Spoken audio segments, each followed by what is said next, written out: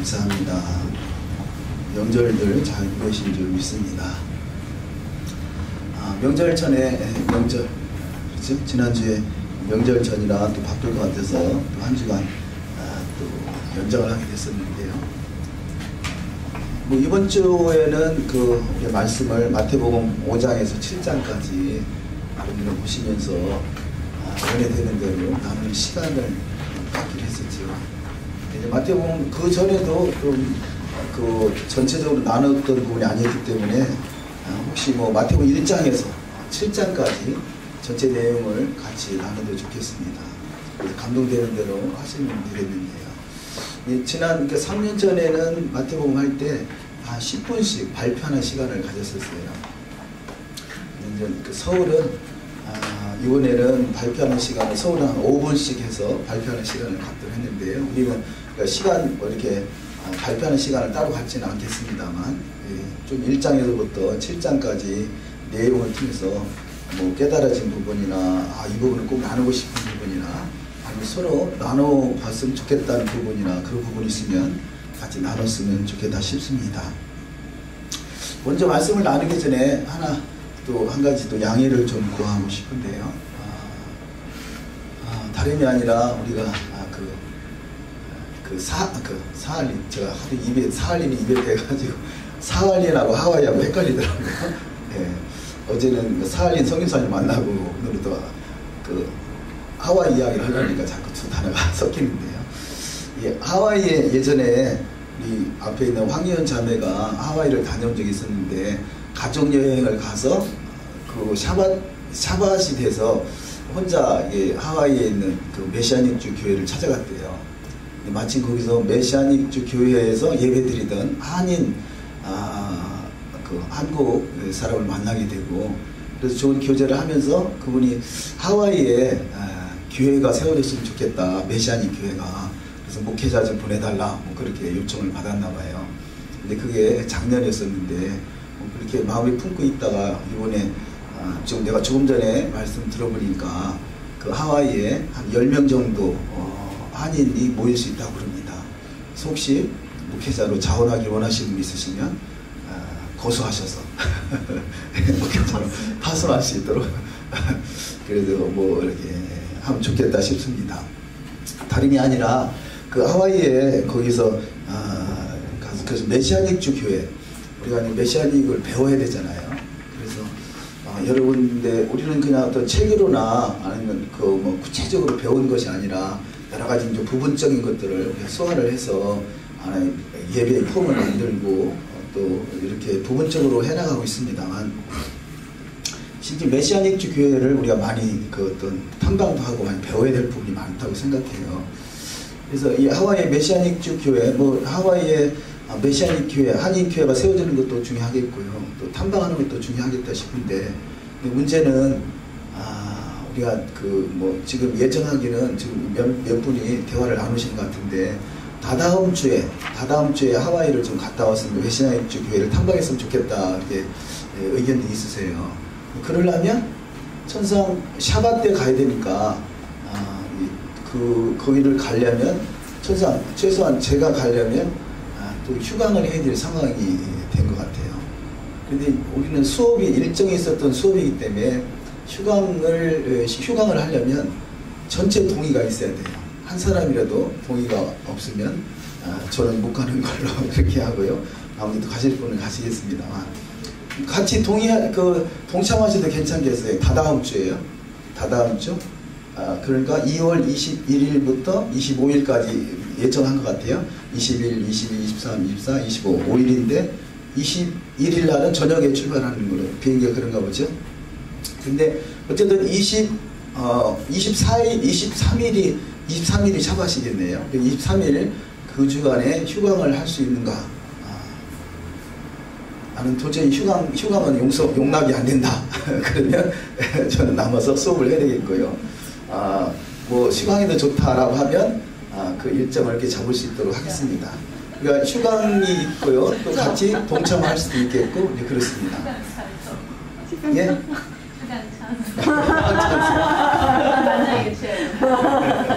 와, 짱이지. 네. 그 세 분이 동의가 하신 거예요? 아니면 그 지금 동의하신다고. 예, 동의하신다고. 예, 그러면 무리를 지어서 동의가 이러는 것 같아요. 앞에 분은 어떠신가요? 앞쪽 무리는 동의. 동의합니다. 그럼 이쪽 무리는 어떠세요? 아니에요? 동의하는데요. 예, 100% 동의가 돼야지 진행이 되겠습니다. 일단은 우리가 반대는 없는 걸로 이해를 하겠습니다. 근데 일정은 달리 그렇게 크게 지장은 없겠어요. 왜냐면 3월 마지막 주에 새 학기가 시작되는데 그 주간에 그러니까 원래는 계획은 3월 9일인가요? 3월 6일인가 9일이에요? 예, 3월 9일날 종강인데 그래서 2주간 그러니까 2주간을 빠진 거를 보강을 하면 그 3월 셋째 주까지 보강이 끝나고요. 그 다음 주에 바로 새 학기가 들어가면 일정은 다른 차질은 없겠습니다. 그래서 뭐 수업은 한 번도 빠진 적은 없었고요. 뭐 휴강을 해더라도 항상 보강을 이렇게 해왔습니다. 어쨌든 그래서 그러면 만장일치로 다다음 주죠. 다다음 주는 휴강하는 것으로 하겠습니다. 예, 감사합니다. 우와, 진짜. 예. 그리고 이제 혹시 또 동의가 되시는 분은 같이 탐방을 가능하신 분은 다다음 주에요. 다다음 주에 뭐 경비는 대략 100만 원 정도 예상을 하는 것 같아요. 그래서 메시아닉 교회도 탐방하고 또 우리가 교회를 개척할 때 가능할 것인가, 또 거기서 어느 정도 마음의 계획이 있는가 이런 부분들을 또 서로 추라이를 하고. 그래서 하와이에 가는 것은 미국의 메시아닉 한인 교회가 진출하기 위한 하나의 교두보가 되지 않을까 하는 생각이 들어요. 어제 사할린에서 살가지는 선교사님을 만났는데 이분은 아프리카의 탄자니아에 그분은 원래 농사를 통해서 선교를 하신 분이세요. 북한도 가시고 러시아에서는 아주 유명하신 그런 선교사님인데 탄자니아와 아프리카에도 길이 열리셔서 그걸리 들어가게 되시는데 그 사이에 이제 토라에 대해서 관심이 있으셔서 오셨는데 토라가 이게 전 세계적으로 사할린으로 하와이로 탄자니아로 많이 좀 확산될 좋은 계기가 되겠다 싶습니다. 어쨌든 우리가 언제든지 어느 때든지 주님이 부르시면 쓰임 받을 수 있는 저와 여러분이 되기를 소망합니다. 감사하고요. 그래서 다다음 주는 일단 일정이 휴강으로 계획이 진행되겠고요. 또 참조로 금년에 졸업하시는 분, 이번 학기로 졸업하시는 분은 레포트를 잘 챙겨주시고 미리 우리가 또 전달이 잘못돼서 또 미리 준비하지 못하는 경우도 있는데요. 3월 말에 졸업식입니다. 3월 말에 졸업식이고 또 묵사 안수를 받으시는 분은 5월 말에 묵사 안수가 있게 되는데요. 묵사 안수는 우리 조향수 전도사님만 해당이 되겠어요. 졸업식도 여기서는 그러네요. 조향수 전도사님과 조현 전사님 또 복거철 교수님 이 세 분이 졸업 예정이 되겠고요. 그 복거철 교수님이나 조현 전사님은 논문을 써야 되고 조향수 전사님은 레포터를 준비해야 되고 그러니까 지금 그 2년이 금방 갔죠. 조향수 전사님 우리가 2년 전부터 미리미리 레포터 준비하라 하는데 참 현실이 쉽지 않은 것 같아요. 그래서 뭐 마음의 준비는 하고 계시겠습니다만 잘 준비하셔서 이번에 잘 수료할 수 있도록 졸업할 수 있도록 그렇게 하시겠습니다. 마태복음을 보시면서 7장까지 보시면서 또 나누고자 하는 내용이 있으시면 말씀해 주시면 그 주제를 가지고 나눌 수 있도록 하시겠습니다. 지난번이죠? 3주 전이죠? 3주 전에 우리가 마태복음 책을 가지고 조금 나눴는데 그때 이제 37페이지 기름 부음에 대한 말씀을 좀 나눴었죠. 그래서 이 기름 부음은 왕, 제사장, 선지자라고 생각하지만 지금 36페이지 아랫줄 셋째 줄입니다. 사실은 그렇지 않다. 기름을 부어서 구별하는 직분은 제사장과 왕 두 가지 직분뿐이었다 라고 이렇게 말을 했었죠. 그래서 과연 하나님이 그 열왕기상 19장 16절에서 엘리야에게 하신 말씀이 엘리사에게 기름을 부어서 선지자로 세우라 이렇게 하셨는데 과연 기름을 부은 것인지 아니면 그냥 말로만 하신 것인지 이 부분을 우리가 조금 나눴었죠. 그래서 그랬는데 이 저자는 왕과 제사장은 기름 부었지만 선지자는 기름 부은 것이 아니다 라고 이렇게 결론적으로 말씀했는데요.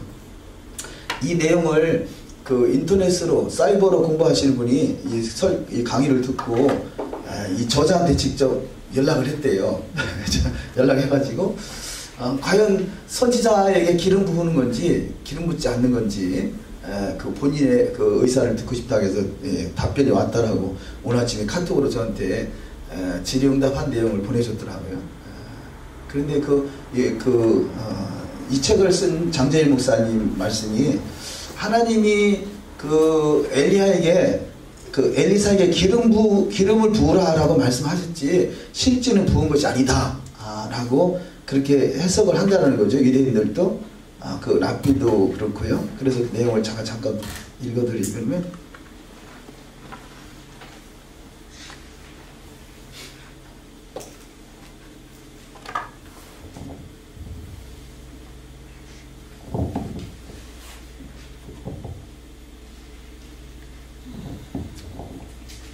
답변 내용이요. 답변이 온 내용이 하나님께서 엘리야에게 말씀하셔서 엘리사에게 기름을 부어 선지자로 삼으라 했던 것은 너는 이어 선지자가 되게 하라는 의미였고 실제적으로는 기름을 붓지 않았습니다. 이 부분은 유대 랍비들도 그렇게 인정하고 해석하고 있습니다. 라고 답변이 왔다라고 합니다. 그래서 하나님이 명령을 하셨지만 실제적인 기름을 붓지 않았다고 보여야 될 것이냐, 아니면 하나님이 명령하셨으니까 실제로 기름을 부었지 않겠느냐, 이게 해석은 또 자유하겠죠.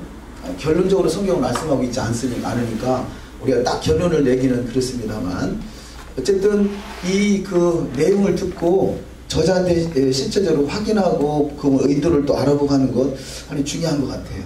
그런 정신 더욱더 자세히 알고 싶어하는 그런 내용이겠죠. 근데 일반적으로는 선지자는 기름 붓지 않는다라고 생각을 하죠. 왕과 제사장만 기름 부은다라고 하는데요. 근데 본문의 열왕기상 19장 16절에서는 기름을 부으라라고 하셨으니까 이것을 기름 부은 것으로 봐야 될 것인지 붓지 않은 것으로 봐야 될 것인지 이제 각자 자유롭게 해석할 수 있기를 바랍니다. 자, 이렇게 보시면서 나누고 싶은 그런 부분이 있었으면 또 말씀해 주시면 좋겠습니다.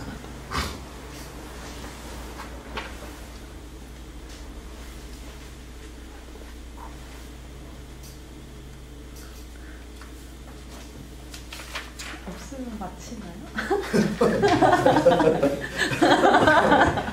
없으면 내가 의도적으로 해야죠.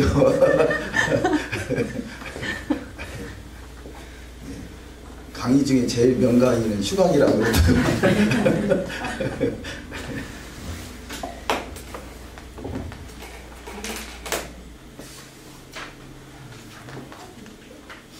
그러면 제가 조금씩 부분적으로 나누다가 생각나는 부분이 있으면 말씀해 주셔서 나누도록 하시겠습니다.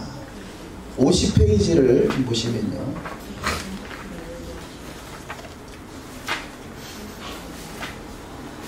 (50페이지에) 성령, 저에게 잉태된 자는 성령으로 되는 것이라 라고 했는데요. 우리가 지금 히브리적 관점을 공부하고 있죠. 그래서 히브리적 사고로 어떻게 이해하는가 라는 내용을 우리가 유심히 바라본다면, 지금 성령의 사역이란 히브리적 사고 방식에 있어서 하나님의 일과 뜻을 세상 가운데 드러내시는 분, 즉 행동하시는 하나님의 영으로 인식되었다. 이것을 창세기는 하나님의 신이 운행하셨다라고 표현하고 있다라는 것입니다.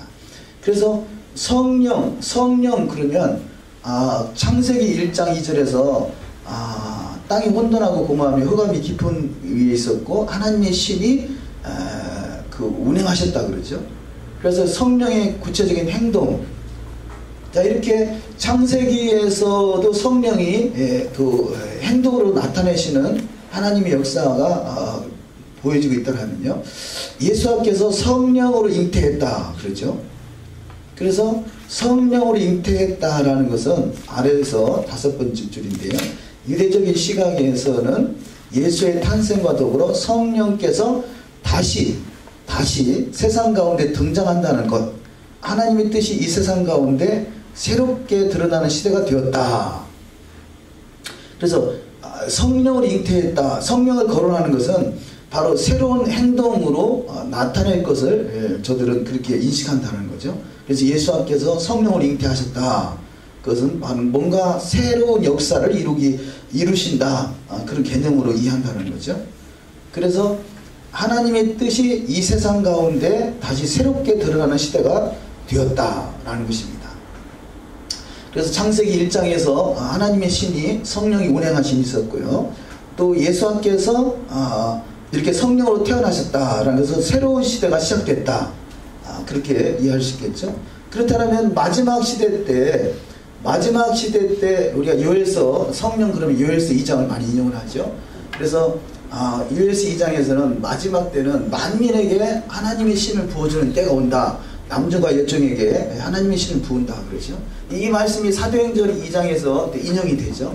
근데 사도행전 2장에서는 사실은 만민에게 부어졌다라기보다는 만민에게 부어진 시대라기보다는 120문도에게 성령이 임하죠. 그래서 그 120문도를 통해서 또 3,000명, 5,000명이 구원받게 되고 또 열방에 2000년 동안에 열방의 복음이 확산되기는 계기는 됐지만 그때가 만민에게 부어지는 때는 아직은 아니었다라고 보고요. 그래서 만민에게 부어지는 때는 바로 주님의 다시 오신 재림의 때, 그때로 우리 이해를 하죠. 그래서 성령이 말씀을 마음과 생각에 기록하는 것, 이것이 성령의 역할이고 그 역할이 마지막 때 이루어지는 것이 만민에게 부어지는 때다. 이것이 하나님의 나라가 온전히 이루어진 때다라는 거죠. 그래서 여기서는 지금 51페이지에 보면 예수께서는 온전히 성령으로 잉태되셨다. 그런데 그것을 바라보는 유대인들의 관점에서는 성령의 의미와 더불어 하나님의 나라가 새롭게 드러나는 시대가 열렸다라는 의미로 인식한다는 거죠. 그래서 성령이 임했다. 그것은 하나님의 나라가 드러나게 된다. 또 더 드러나게 된다. 새롭게 된다. 결국 결론적으로는 하나님의 나라가 온전히 이루어진다. 이것이 메시아 왕국이고 이때가 바로 하나님의 나라가 온전히 세워지는 때. 그래서 에스겔 36장이나 37장이나 예레미야 31장이나 새 영이 임하는 때.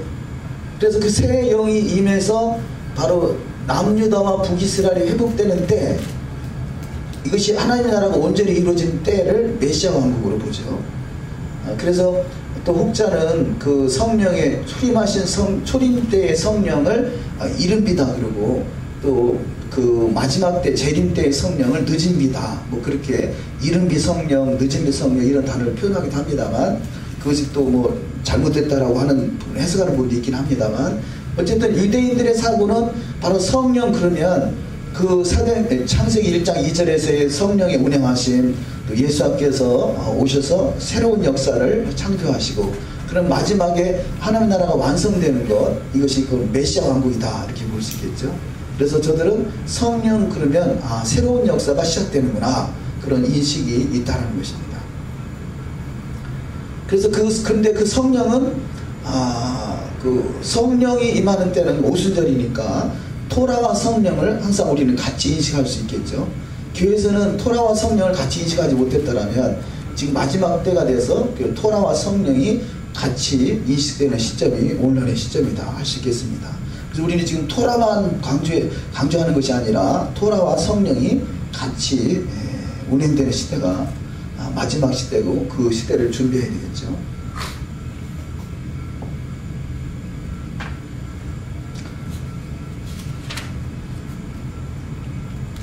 또 나누고 싶은 부분이 있으시면 말씀해 주시고요. 없으시면 제가 일방적으로 가겠습니다. 69페이지를 좀 보시면요. 69페이지. 69페이지에서 황금과 유향과 몰약. 그러면 우리는 그 황금과 유향과 몰약 그러면 이렇게 뭐 귀한 것이구나. 이게 예수님께 선물한 것이다 하는 귀한 것을 예물로 선물했다라고 하는 정도라 했더라면 유대인들은 황금과 유향과 몰약 그러면 금향단, 향단을 기억한다는 거죠. 향단. 이것이 지성소, 성소와 지성소. 지성소에는 언약궤가 있다라면 바로 지성소에 들어가는 입구에 분향단이 있죠. 분향단. 그래서 이 분향단은 금향단인데 그래서 황금으로 되어 있고 그곳에 향을 피우는 것이 유향과 몰향이라는 거죠. 그래서 그 중간에 보시면 첫 번째 성소 안에 있던 금향단이다. 금은 금향단을 만드는 재료였고 그 단 위에 태워서 드리던 향 가운데 대표적인 재료가 유향과 몰향이었다는 거죠. 그래서 유대인들은 바로 황금과 유향과 몰향이다 그러면 바로 금향단을 인식하고요. 이 금향단이 하는 역할은 뭐냐? 속죄 제단이라는 거죠.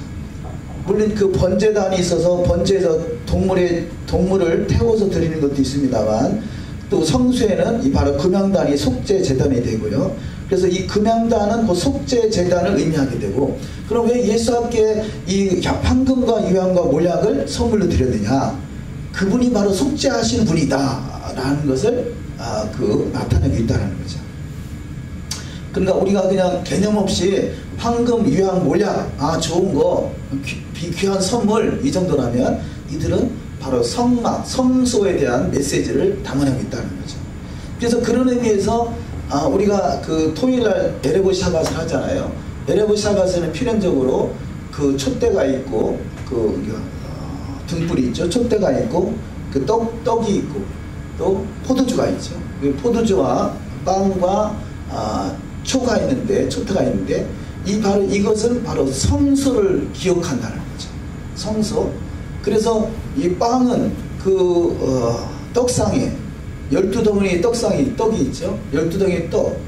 이스라엘 12지파를 또 상징합니다만, 자, 떡이 있고, 또 그곳에 포도주가 있고, 또 그곳에 또 메노라, 등불이 있죠. 그래서 이 떡이 있고, 포도주가 있고, 메노라가 있고 하는 것은 바로 또 성수를 말하죠. 성수에는 분향단과 떡상과 그 메노라가 있죠. 이 세 가지. 그렇듯이 유대인들이 에레브 샤밧 때 그 촛불을 켜고 포도주를 마시고 떡을 떼는 것은 이곳이 바로 성소다라는 것을 상징적으로 나타내고 있다는 거죠. 그래서 성소다는 걸, 그래서 그들은 항상 그 모든 메시지들이 성소를 향해 있는 거죠. 성전에 초점이 맞춰져 있어서 에레브 샤밧 전 세계 어디에 가나 흩어져 있지만 저들이 어디에 가 있든지 떡과 포도주를 나누면서 이것이 성수를 기억하고 그 하나님 나라 성전이 회복될 것을 또 메시지로 주고 있고, 또 가정이 성전이 돼야 된다는 것, 가정의 성소를 이루는 것, 그런 메시지들, 여러 가지 어떤 성소의 메시지, 이런 것들이 온전히 이루어질 때 지성소에 하나님의 영광을 기억하게 될 것입니다. 그렇듯이 황금과 유향과 몰약이라는 단어를 통해서 이 번제단, 제단, 속죄제를 말하고, 이 내용으로 볼 때는 그 속죄제고 예수 그리스도 그분이 속죄하시는 분이다 라는 것을 상징적으로 보여주고 있다라는 것입니다. 그래서 유대적인 어떤 사고가 맞다라면 우리 또한 우리 속에서 나타나는 어떤 현상들이 항상 성전에 초점이 맞춰져 있는 거 중요하겠고, 실제 신약에 와서는 너희가 하나님의 성전이다 그러죠.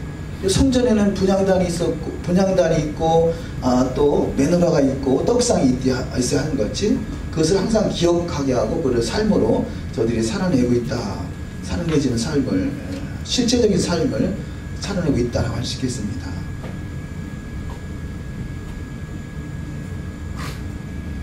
이 71페이지도 보면 71페이지 애굽에서 내 아들을 불렀다 그러죠.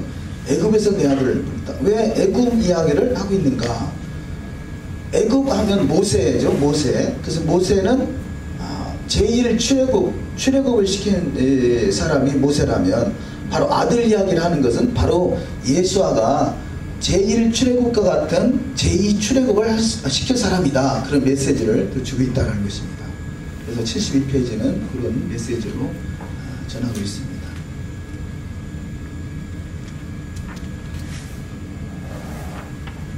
동일한 말씀이 143페이지 되는데 143페이지로 가보겠습니다.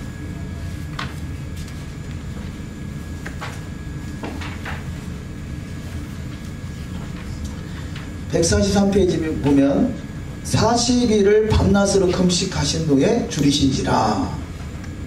자, 예수께서 40일을 밤낮으로 금식하신 후에 줄이시고 마귀에게 시험을 받죠. 이때 굳이 왜 40일이라는 메시지를 하냐는 것 할 때, 이 모세가 40일을 금식하며 시내산에 40일 금식하며 말씀을 받게 되죠. 그 또한 모세의 시내산을 기억나게 하고, 바로 모세가 제일 출애굽 사건을 일으키는 선지자라면 다시 오신 선지자가 되는 예수와는 바로 제2의 출애굽을 시킬 바로 그다. 그래서 출애굽이 구원이라면 또 예수와 자신이 또 구원이다 라는 것을 나타내고 있다는 거죠. 그리고 144페이지에 세 번째 줄을, 예수께서 40일을 밤낮으로 금식하며 광야에 거하시는 모습은 당시의 독자들에게 예수를 제2의 모세로 인식시키고 있다. 제2 모세로. 즉 모세가 이스라엘을 애굽에서 구원했던 것처럼 예수 역시 구원자의 임재를 갖고 있다는 것을 나타내기 위한 히브리적인 방법이었다라는 것입니다. 그래서 항상 저들은 신약에서 하는 말씀들이 구약과 연결시키고 모세와 연결시키고 시내산과 연결시키고 성전과 연결시키고, 그래서 토라를 결국 해석해야 되는 거죠. 토라에 대해서 설명하고 있는 거죠. 근데 우리가 어제도 선교사님 그런 질문을 합니다만, 그러면 신약 이야기는 안 하느냐 그렇게 말씀하시는데, 그것이 아니라 토라는 기초이기 때문에 기초가 단단히 세워져야 그 기초 위에 신약에서 무엇을 말하는지 알 수 있고 이해할 수 있다. 근데 신약은 바로 토라를 설명하고 있는데 토라를 모르고 신약만 이야기하니까 전혀 엉뚱한 해석을 하게 되고 문제가 발생하게 된다. 그래서 구약과 신약은 한 권의 성경인데 토라의 기초에 세워지면 신약을 봐도 어디를 봐도 이해할 수 있고 이게 벗어나질 않게 되는데, 토라가 없이 신약만 보면 엉뚱한 해석을 해내게 되고, 그래서 많은 기독교가 오류를 범해왔다라고 본다. 그래서 토라는 기초, 전부가 아니라 기초다. 그러나 기초 공사를 다시 해야 되는 시점이라 여겨져서 기초인 토라를 더욱더 많이 말씀을 나누고 있다. 그렇게 말씀을 드렸었는데요. 그래서 이 유대적인 사고는 항상 토라와 시내산과 모세와 어떤 광야의 여정을 기억하고 있다는 거죠. 성전과.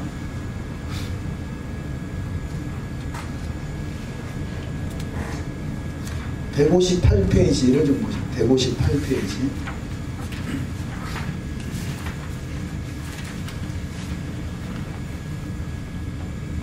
천국 복음.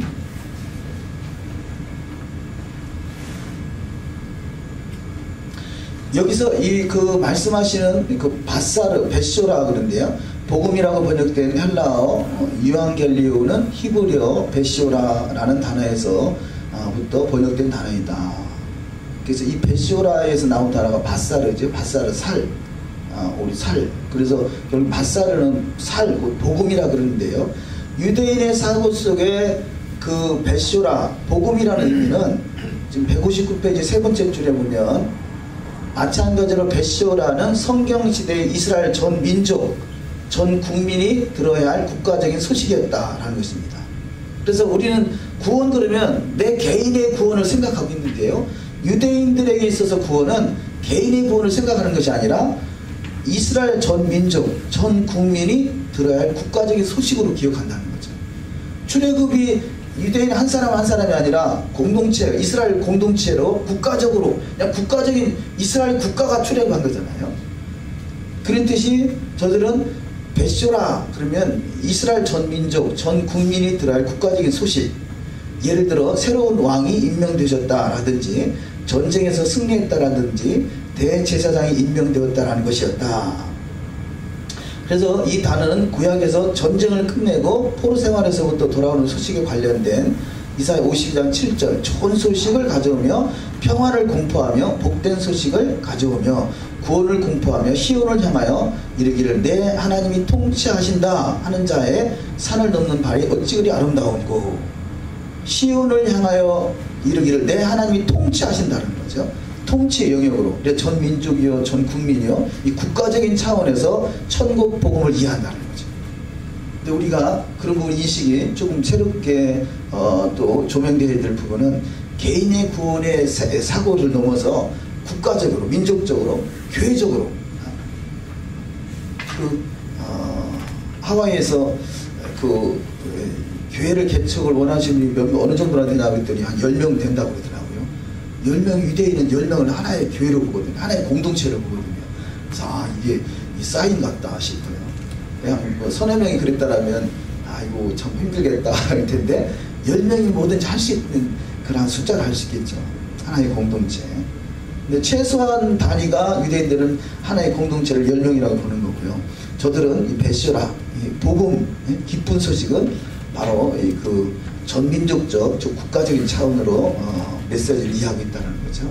그래서 우리가 최소한 뭐 국가적인 차원까지는 못 가도 교회적인 차원에서 이해할 수 있고 또 뭐 교단적인 차원에서 또 토라 회복을 외치는 모든 사람들의 같은 공동체로서의 어떤 사고가 더 넓어져야 될 것입니다.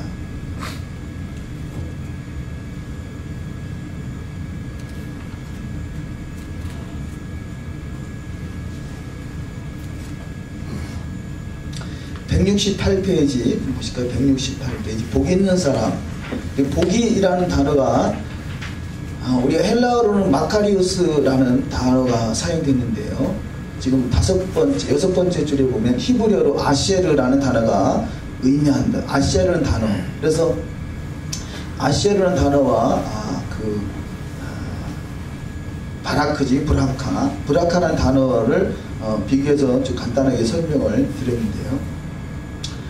이 아셰르라는 단어는 현재 하나님 나라가 이루어진 상태를 표현한다면 이 이 바라크는 그것이 앞으로 이루어질 우리가 소망을 가지고 하는 기도. 그래서 그 브라카는 찬양이라고도 하고 기도라고도 하고 또 축복이라고도 하고 그렇게 번역되긴 하는데요. 여기서 히브리어로 아셰르는 현재 하나님 나라가 이루어지는 상태. 그래서 맨 밑에 보시면 맨 밑에 넷째 줄에 그렇다면 히브리적 사고방식을 통하여 볼 때 사람이 인생 가운데 가장 가치 있는 것 또는 인생 가운데 명예로운 것이란 무엇일까? 그것은 다름 아닌 시편 144편 15절에 이야기하는 것처럼 여호와를 저희의 아도나이로 삼는 것이다. 이것이 유대인들에게서 가장 큰 축복으로 여긴다는 거죠. 이것이 하나님이 여호와 그분이 바로 나의 주인 되신다는 거. 아도나이는 주라는 거죠. 나의 주인. 전적으로 임금과 구주가 되는. 그래서 아도나이를 나의 주로 삼는 것. 그러면 아도나이께서는 늘 그와 함께 하실 것이며 그것은 그들에게 가장 가치 있는 아셀의 상태가 된다. 그래서 유대인적인 사고는 바로 하나님이 함께 하는 것이 가장 큰 축복을 여긴다는 거죠. 그분이 나의 주인이기 때문에 그분과 항상 함께 한다는 것, 이것이 아셀의 축복이다. 이것을 가장 큰 복으로 여긴다는 것입니다. 그래서 144편 15절이죠. 이러한 백성은 복이 있나니 여호와를 자기 하나님으로 삼는 백성은 복이 있도다. 그래서 여기서 복이라는 단어가 아쉐라는 단어가 사용됐습니다. 우리가 무엇보다도 여호와께서 나의 주가 되시고 임금이 되시는 것이 가장 큰 축복이라는 것.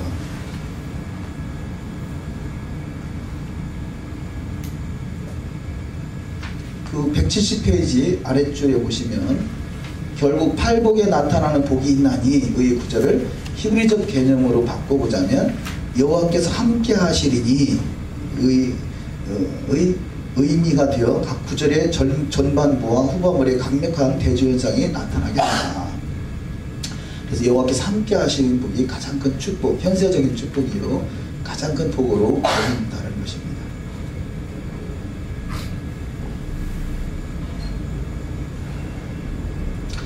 208페이지를 보시겠습니다. 208페이지.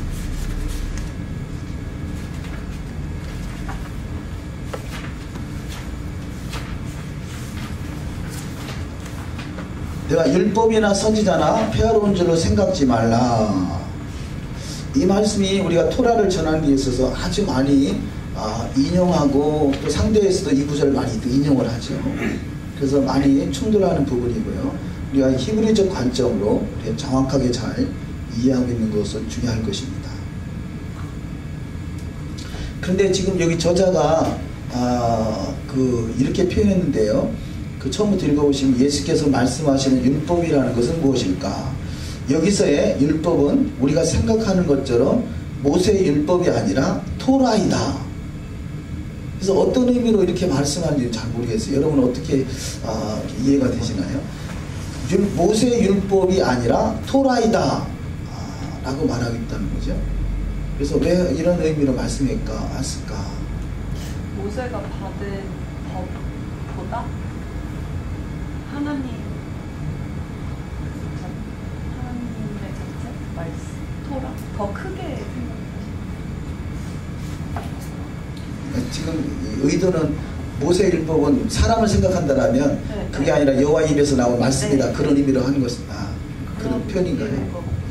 과연 그런 의미라면 뭐 좋겠습니다만, 근데 글쎄 그런 의도인가는 잘 모르겠어요. 근데 모세의 율법이 아니라 토라이다 라고 말하고, 선지자라는 말 역시 선지자들을 말하는 것이 아니라 히브리어로 레비임이라고 하여 선지자들의 말씀인 선지서를 말한다. 이분이 말하시는 의도는 신약의 다른 그 성경에 있는 막 율법이라는 단어를 한국 사람들이 쓰잖아요. 그게 아니라는 말씀이에요. 근데 한국 사람이 쓰는 율법이라는 단어가 뭐가 문제인가? 근데 뭐 저희는 토라와 율법에 동의해서 그것에 거부감이 없지만, 이 책은 이제 제네럴한 교회 기독교인들 우리가 말하는 히브리 뿌리가 아니라 히브리 사고 수준에서 말한 것이다라고 하면 그럴 수 있다라고 하시겠죠. 그런데 실제는 모세의 율법이나 토라나 같은 거잖아요. 그래서 히브리 뿌리 관점에서는 모세의 율법이나 토라나 같은 거라고 보죠.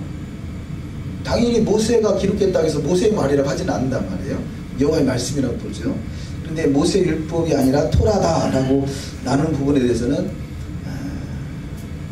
그러니까 히브리 사고 수준에서 봤기 때문에 그렇다라고 한다라면 뭐 그럴 수 있겠습니다만, 실제적으로는 모세의 율법이나 토라나 같은 말인데 라는 생각할 수 있겠습니다. 모세가 그 시내산에서 받은 거랑, 아니 모세가 그 자기가 받지는 않았지만 자기가 모르던 그 태초부터의 그 계시로 받아가지고 기록한 거라 그걸 구분하는 건가 싶기도 합니다. 모세오경은 모세 시대를 넘어버리는 거니까 창세기까지 말하는 것에 대해서 그런 건가. 그러니까 단순히 모세율법만 말하는 게 아니라 지금 성경 모세오경 전체를 다 말하는 것이다. 오히려 더 폭을 넓게 해서 그거를 구분하고 있는지 그것도 모르겠네요. 그럴 수도 있겠네요. 뉘앙스는 토라라는 단어가 율법보다 더 큰 것 같아요. 그렇게 생각을 하고 있는 것 같아요. 뭐 그럴 수도 있겠죠. 모세율법으로 시내산만 기억할 것이 아니라 창세기 전체, 창세기는 모세율법은 사실은 아니니까. 근데 모세오경 아닌 역사서와 시가서들이 토라로 구분되지는 않나요? 그것도 토라 아닌가요? 토라라고 하죠. 그러니까 여호와 입에서 나온 말씀을 다 토라라고 하죠. 그 말 아닌가요? 그런데 이제 과연 그렇게 포괄적으로, 그러니까 지금 모세율법 하면 아마 그 황경 선생님이 하신 말씀도 일리가 있다고 보는 것은, 단지 시내산에서 받은 말씀만을 모세율법이라고 한다면 이분은 토라라고 하는 것은 창세기, 출애굽기, 레위기, 민수기, 신명기를 유대인들은 토라라고 하니까 그런 의미라고 이해할 수도 있겠네요. 더 그 지경을 넓혀서 그럴 수 있겠습니다. 그러면 그렇게 말한다면 이해가 되죠. 그 목사님 조금 전에 쓰셨던 하나님 입의 말씀이라고 할 때 그건 어떤 범주로 넣어야 되는지. 토라는 우리가 성경에 지금 창세기에서부터 신명기까지 기록되어 있지만 하나님의 말씀이 아닌 것도 있잖아요. 다른 이렇게 발람이 말한 것도 있고 발락이 말한 것도 있고, 그걸 다 토라라고 말하지는 않는다는 거죠. 우리가 일반적으로 그러니까 토라 그럼 예를 들어서 여호와의 토라 그러면 여호와 입에서 나온 말씀만이 여호와의 토라는 거죠. 그래서 발락이 말한 것은 발락의 토라인 거죠. 그걸 토라라고 한다면 그것이 여호와의 토라라기보다 발락의 토라인 거죠. 우리의 가정의 규범이 있잖아요. 그 가정의 토라인 거죠.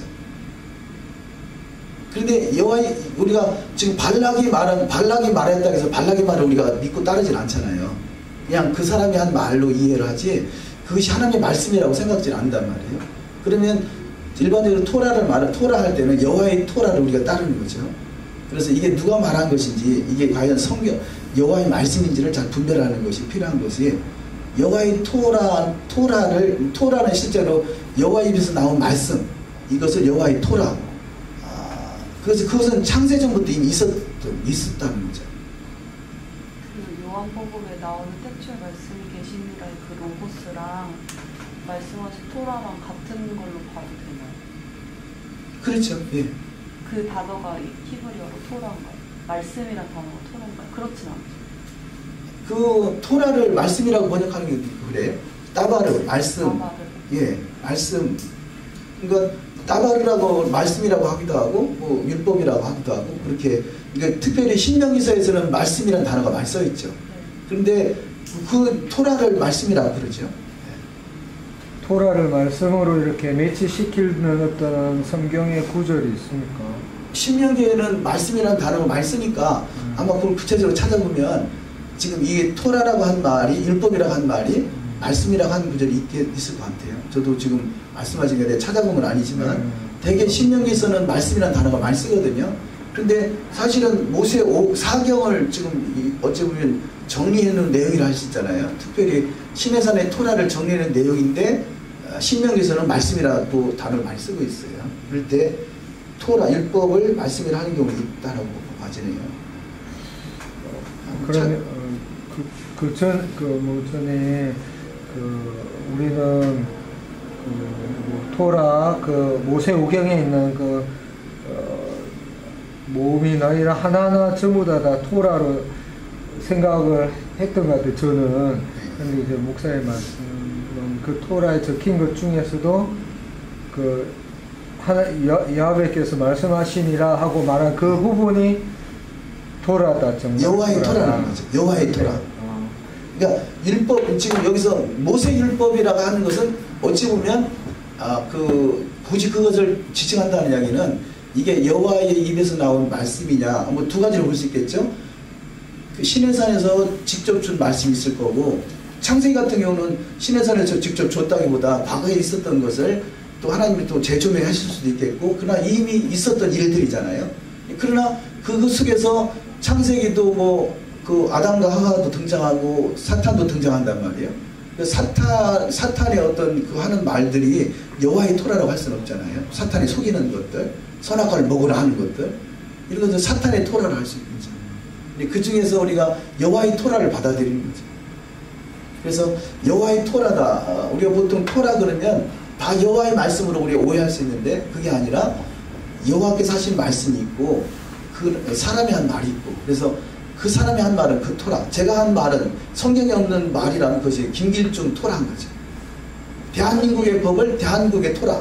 선지자들을 통해서 직접 하신 그 하나님의 말씀들은 그것은 여호와의 토라죠. 저도 토라가 아니라 저희가 여호와의 말씀 토라 속에다. 그러니까 지금 모세를 통해서 한 말도 여호와의 토라잖아요. 누군가 사람을 통해서 말씀하시죠. 그러니까 그것을 모세가 경우로만 할 수가 없는 거잖아요. 선지자들을 통해서도 여호와께서 직접 말씀을 그렇죠. 그러니까 적은 의미로 토라는 율법을 토라가 율법이고요. 조금 더 확산시키면 모세오경을 토라라 그러고 더 확산시키면 성경 전체를 다 토라라 그러죠. 그래서 그 여호와 입에서 나온 말씀을 여호와의 토라다. 그래서 얼마 전에 성경을 읽다가 이 성경에 보면 신약 성경에 간혹 이제 많은 부분들이 예수께서 하신 말씀은 빨간 걸로 이렇게 나오잖아요. 구약은 여호와께서 직접 하신 말씀들이 그렇게 분류되어 있듯이 없는 게 좀 이렇게 아쉽고 그런 이렇게 신약 성경처럼 그렇게 좀 나오는 성경이 있었으면 좋겠다는 생각이 여호와의 말씀을 빨간 줄로 한다든지. 예, 어떤 표시를 딱 네. 이렇게. 그래서 우리가 신약에서는 보면 그 성경이 많잖아요. 빨간 글씨로 예수가 먼저 하신 말씀을 표기를 했는데 구분이 되죠. 네, 그래서 구약에도 그런 어떤 구분이 좀 있으면 이제 성경을 구분이 있어서 훨씬 그 메시아닉 성경을 쓰면 그렇게 하면 좋겠다 싶네요. 예. 메시아닉 성경은 구약도 빨간 줄 여호와의 말씀과 또 뭐 선지자의 말은 조금 색깔을 좀 달리한다든지. 그러면은 이 신구약의 어떤 그 저기 경관성을 가질 수 있고 신구약을 좀 좋은 좋은 발상입니다. 유대인들이 그렇게 그런 유대인의 어떤 구분들이 그렇게 어떤 구분하고 지금 이거를 신약을 받아들이지 않으니까 메시아닉에서 이런 게 나오고. 아니 그거 말고 토라라는 거요? 토라에 그 야훼께서 직접 다 말씀하시니라 한 그 안만 토라로 여기는지 아니면 아니 다 토라인데 이게 여호와의 토라냐 뭐 사탄의 토라냐 그 토라는 토라죠.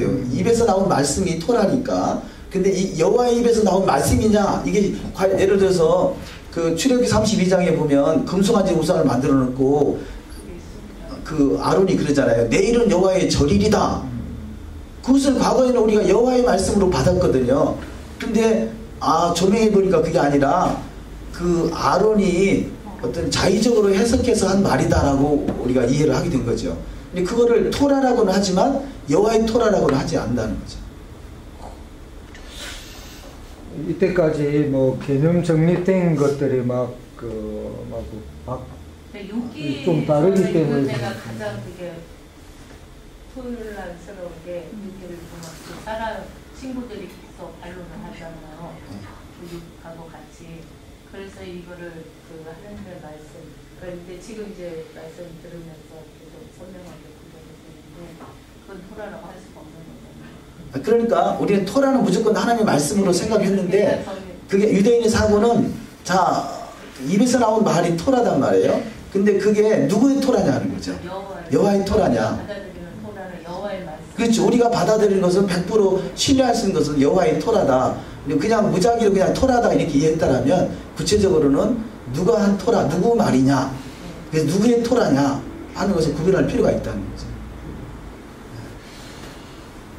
그게 성경적일 것 같아요. 이게 여호와의 말씀이냐를 잘 구별을 해야지. 안 그러면 토라니까 다 그냥 무작위로 다 받아들일 수 없단 말이에요. 토라라는 단어를 말씀으로 번역하지 않는 것 같아요. 율법 아니면 법, 규례. 그 율법이 히브리어로 토라죠. 근데 왜 이렇게 놓는지 모르겠고 성경 안에서도 골라야 된다 이런 말.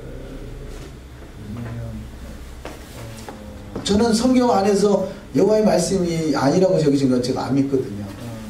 그래서 선악과를 먹으라 했다고 저는 선악과 안 먹거든. 이게 먹을 수도 모르고 먹고 뭐 그럴 수도 있었습니다만 의도적으로 나는 선악과 먹겠다는 생각을 갖지는 않거든요. 그것이 왜냐하면 사탄의 토라기 때문에. 그래서 율법을 어기는 것이 율법을 어기게 하는 것이 사탄의 토라죠. 그러니까 한 구절을 보는 게 아니라 그 의미를 파악해서 보는 거기 때문에 모든 게 어차피 모세가 자기가 생각한 걸 적은 게 아니라 야훼께서 불러주시지 않은 그 말씀한 게 아닌 것까지도 야훼의 그 어떤 입의 말씀을 듣고 쓴 거나 아니면 그런 감동을 쓴 거기 때문에 그렇게 구분하는 게 맞나? 이런 생각 이때까지 제가 안 했기 때문에 그래요. 그러니까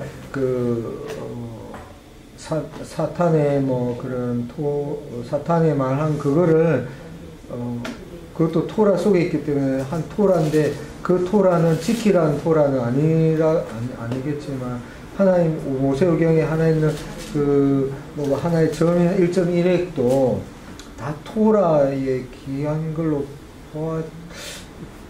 봐야 된다는 그런 의미로 했었거든요.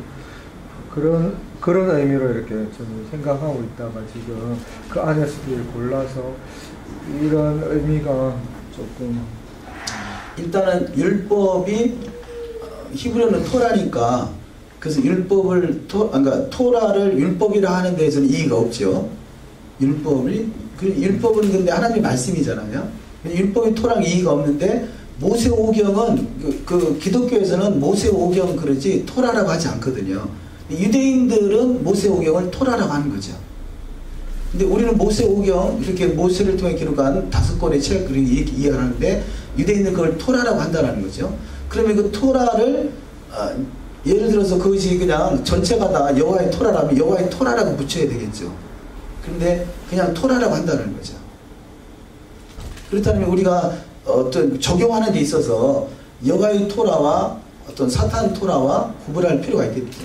근데 여호와의 토라면 토라 자체가 하나님의 토라 하나님의 경륜 가운데 기록됐다고 할 수 있겠죠. 네, 그런데 이제 사탄의 토라 아니면 개인의 토라 뭐 이런 어떤 의미로 성경에는 쓰여진 토라가 있나요? 저는 잘 몰라서. 신약에서 예를 들어서 율법 행위 있잖아요. 우리는 과거에 율법 행위와 율법과 구분하지 않았다면 율법 행위 이런 것은 그 구전 토라 이렇게 이해하잖아요. 성경에 의도되지 않은 그 유대인의 전통에 의해서 내려오는 것들, 그 율법 행위 이런 표현들 하는데 이것은 마하세 핫토라 그래서 마하세라는 단어를 통해서 그 마하세 앞에 마하세라는 단어를 붙인다는 거죠. 이게 우리 율법 행위 그러면 그냥 뭐 성경에 있는 성문 토라인지 구전 토라인지 그런 구분이 없었다라면 그걸 보니까 성문 토라와 구전 토라가 구분되더라는 거죠.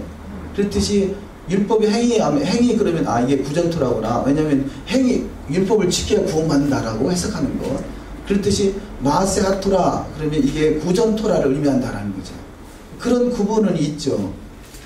그런데 이제 그것을 어쨌든 뭐 이게 토라는 토라예요. 토라를 거부하는 건 토라가 아니라고 하지는 않아요. 그러나 우리가 받아들일 수 있는 그 하나님의 말씀을 하나님의 그 토라를 무작위적으로 아까도 말씀드렸듯이 토라니까 다 하나님의 말씀이다라고 해석해서 그럼 다 받아들이자. 그래서 선악과도 먹어야 된다라고 해석하지는 않는다는 거죠. 그렇다면 토라인데 이것을 그 여호와의 토라와 그렇지 않은 여호와의 입에서 나온 말씀이 아닌 토라를 구분할 필요는 있다고 보죠. 저는 그렇게 해석이 되네요. 잠언 같은 경우도 솔로몬 지혜에서 그것도 이제 성령의 감동으로 된 것을 여호와의 토라라고 그러죠. 예수와께서 그 바리새인들에게 한번 질문하실 때 너희 토라에는 무엇이라고 되어 있느냐 할 때 그 답을 내실 때 시편으로 하시는 거예요. 그런 거 보면 그 시편도 다 포함해서 토라라고 하는 것 같은데 질문이 있는데요. 예.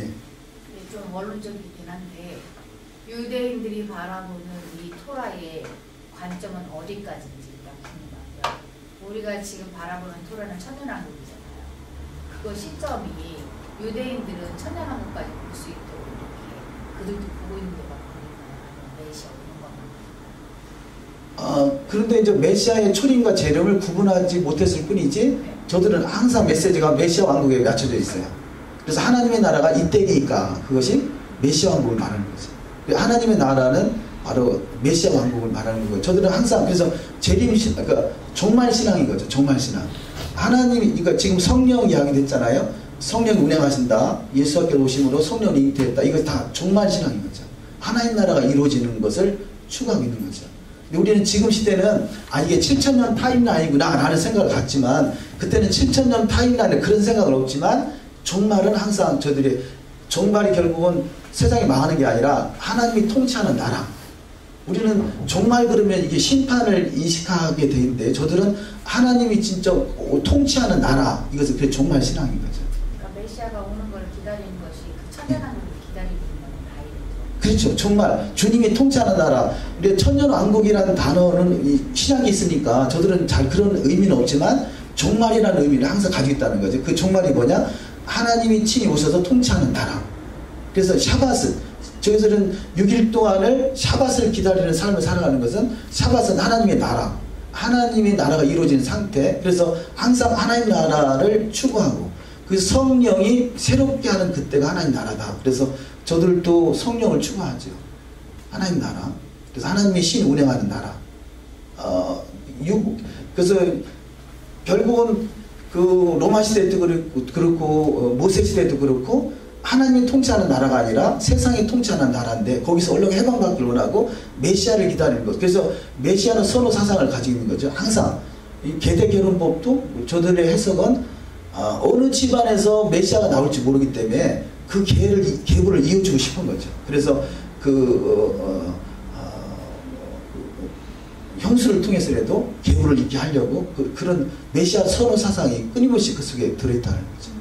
그러니까 저들은 항상 메시아를 선호하는 추구하는 신앙인데 그것은 뭐 하나님 나라가 통치하는 나라, 우리가 구체적으로 신약에서 구체적으로 이게 메시아 왕국이다, 천년 왕국이다 라는 그런 언어를 쓰게 되는 거고, 그래서 저들도 초림 때나 지금이나 메시아를 기다리는 것이 정말 신앙이기 때문에 그런 거고, 그것이 바로 하나님 나라, 우리가 말하는 메시아 왕국. 메시아, 저들은 메시아 왕국이죠. 그런데 그것이 천년 왕국이다라는 그런 개념은 없지만 메시아 왕국이라는 개념이 있는 거예요. 메시아가 통치하는 나라. 예수님이 이제 오셔서 이렇게 말씀을 하시면서 그런 것들을 결론을 해주고 다시 정리를 하잖아요. 그러면 그들이 가지고 있는 그 천년 왕국이든 뭐 그런 개념이 뭔가가 문제 있으니까 예수님이 그걸 정리를 해주시는 거잖아요. 그러니까 제가 보는 견해는 아까 말씀하신 그런 관점들이 새로 적용되는 통관하는 건 예수님은 교회 전체를 보고 말씀을 하시고 사시는 것 같고, 그 전에 것들이 모세 율법만 가지고 그런 거 가지고 한계가 있는 그래서 율법적인 단어로 볼 때 율법적인 단어로 계속 그 안에서 들어있기 위해서 하는 것 같고, 예수님 그 전체 뒤에 상황을 정리해서 좋습니다. 일단 지금 208페이지에서 지금 나누고자 하는 의도는요, 율법과 지금 말씀이 내가 율법이나 선지자나 폐하러온 줄을 생각지 말라. 그래서 율법, 토라죠. 선지자는 선지서를 말하는 것이다. 그런데 폐한다라는 것이 뭐냐? 지금 아랫줄 중간쯤에 보면 중간쯤에 고대든 현대든 이스라엘 백성들은 회당 안에서 매 안식일마다 토라를 낭독한 후 낭독자나 랍비가 적절한 해석을 곁들이게 되어 있다. 그러나 앞에서 해석을 하는 사람이 기존의 일반적인 해석에서 벗어나는 색다른 이야기를 하면 앉아있던 사람들이 소리를 지른다. 당신은 지금 토라를 폐하고 있는 것이요 라고 한다는 거죠. 폐하고 있다는 의미가 뭐냐? 잘못 해석하는 거죠. 다른 해석을 하나님의 의도에서 벗어난 다른 색다른 해석을 말하면 그것이 토라를 폐하고 있다라는 거라고 지적하는 것이고, 그때 토라를 해석하는 사람이 나는 지금 토라를 폐하는 것이 아니라 완성하고 있는 것이요 라고, 내 해석이 다르지 않다, 잘못되지 않다, 바른 해석이다, 그런 의도라는 거죠. 그래서 지금 이 마태복음 17절에서 하는 말씀도 내가 율법이나 선지자를 폐하러 온 줄 생각지 말라, 폐하러 온 것이 아니라 완전케 하려 함이다 라는 그런 대화가 이루어지는 거죠. 그래서 폐한다는 것은 잘못 해석하고 있는 것이고, 완성한다는 것은 바르게 해석한다, 그런 의미로 말하고 있다는 것입니다. 그래서 그 지금 209페이지 중간에 보면 나는 토라나 선지자들의 말씀의 정확한 의미들을 곡해하러 온 것이 아니다. 오히려 정확하게 해석하고 온전하게 해석하고 또 행하려고 왔다, 그런 의미라는 것입니다. 오히려 정확하게 해석하고 온전하게 해석하고 또 행하려고 왔다. 그래서 우리의 토라를 이해하는 정신이 정확하게 해석하고 온전하게 해석해서 또 그것을 행하려 하는 것, 이게 중요하겠죠. 우리는 토라를 정확하게 해석하지 않으니까 안식일이 주일로 바뀌었다, 이게 폐하는 것이죠.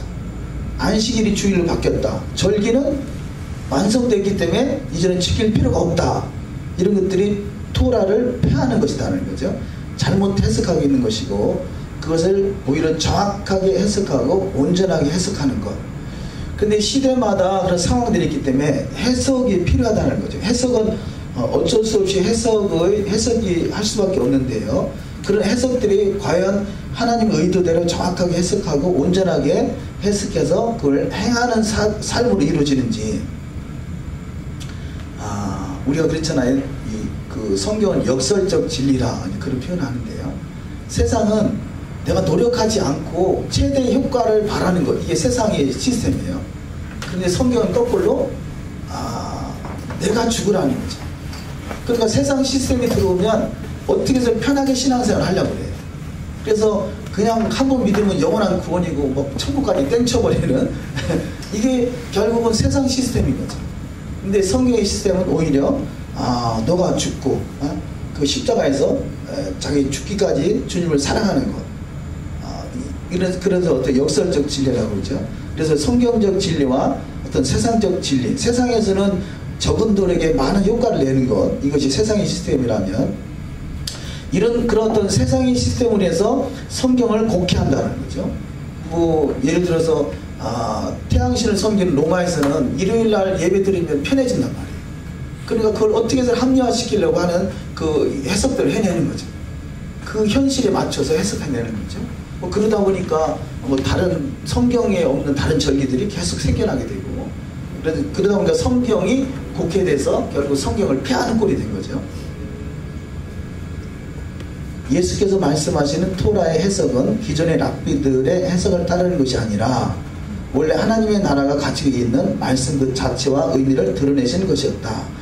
그러므로 예수께서 행하시는 토라와 선지서에 대한 해석은 원래 토라와 선지서가 말씀하고자 했던 하나님 나라의 정신에 관한 것이었다. 그래서 성경은 전체가 다 하나님의 나라에 대한 말씀인 거죠. 그 하나님의 나라가 온전히 이루어지고, 우리가 지금 이해하는 것은 하나님의 나라가 세워지는데 하나님의 나라의 롤모델로 이스라엘이라는 땅을 선택하셨고, 이스라엘에 하나님의 집인 왕국을 세우고 이스라엘의 백성을 하나님이 택하셨고 이스라엘 왕으로 예수를 보내셨고 이스라엘의 법으로 토라를 주셨고, 그래서 이 왕 대신 예수와 땅이 되시는 이스라엘, 그 하나님 나라의 이름이 이스라엘이 된 거죠. 또 그곳의 백성이 이스라엘 백성이고 그 법이 토라인 것이고, 그래서 토라로 다스리는 나라가 그 이스라엘이고 마지막 하나님의 나라. 그래서 토라가 회복된